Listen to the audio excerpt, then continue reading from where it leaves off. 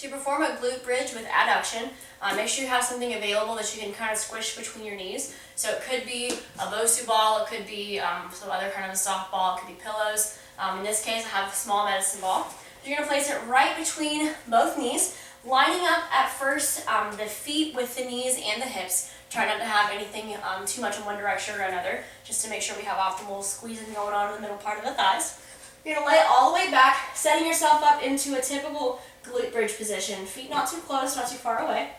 Okay, from here we're we're pressing the elbows into the ground or into the mat. Hips are tucked ever so slightly as if you're trying to flatten your spine out to make sure all of it is in contact with the mat or with the floor.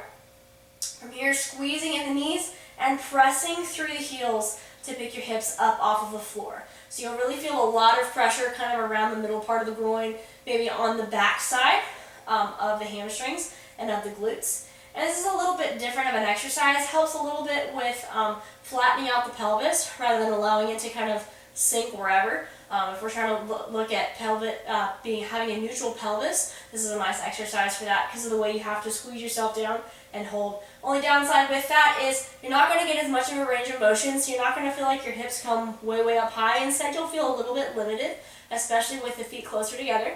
And that's okay. Try not to push yourself too far beyond what your body is capable of doing. Just go with the flow, kind of feel whenever it gets too tight for you to continue, just relax, come back down, and try it again, nice and controlled.